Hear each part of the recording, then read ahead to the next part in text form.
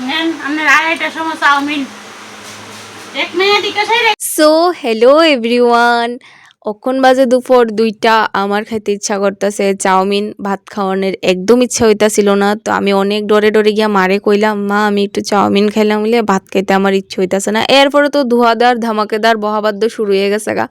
আর যাই কো, মায়ের ভালোবাসা অন্যরকম, কারণ মার এই বহাটির মাধ্যমেই ভালোবাসার বহিঃপ্রকাশ ঘটে। ভালোভাবে কইলে যেমন লাগে আমি বুঝি না, মানে আমারে খারাপভাবেই কইতে হইব, বকতে হইব, তৈলে গে ইনকি কলেজে আমার ঠান্ডা কাতি হে ভাই। তো যাই হোক, মা এদিকে বয়ে দিল কড়াইয়া, এরপরে দিয়ে দিল ভাইজা রাখুন না আলু। আর আলু ছাড়া তো আমার একদমই চাউমিন খেতে ইচ্ছা করে না। তো এরপরে এদিকে মা ডিম দিরও ভালো করে সেটা ভাইজা সেটা নামাই লাইছে। এরপরে এদিকে দিয়া দিছে কড়াইয়ের মধ্যে তেল দিয়ে এদিকে কাটতে রাখুন না পেঁয়াজ দিয়া দিল, একটু রসুন দিয়া দিল। এরপরে দিব এদিকে পরিমাণ মতন একটু লবণ, এরপর সামান্য একটু হলুদের গুঁড়ো এদিকে অ্যাড করব। তো তোমরা এদিকে একে একে ভাজা ভাজা তুলনা সিস্টেমটা দিকে আশা করি বুঝছো, মানে 1 ঘন্টার কাজটা কীভাবে 100 ঘন্টা লাগে করতে লাগবো, এটা আমার মারতে শিখন দরকার। এরপর মা এদিকে একটা আস্তা পেঁয়াজও অ্যাড করছে। এটা তো কইলাম না, মায়ের ভালোবাসা মা বালা করি জানে যে আমি আস্তা পেঁয়াজ খেতে ভালো পাই, তো এদিকে এর লেগে একটা আস্তা পেঁয়াজ এদিকে দিয়া দিছে।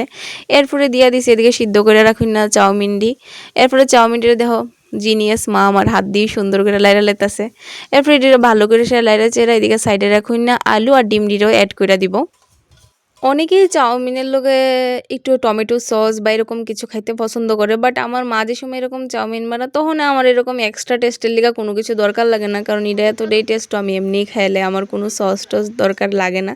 এরপর এদিকে মশলাটা অ্যাড করে সুন্দর করে নামাই লাইলো চাউমিন দি, তো আমি দিয়ে খাইতাছি, অনেকটাই টেস্ট হয়েছে। তো টাটা।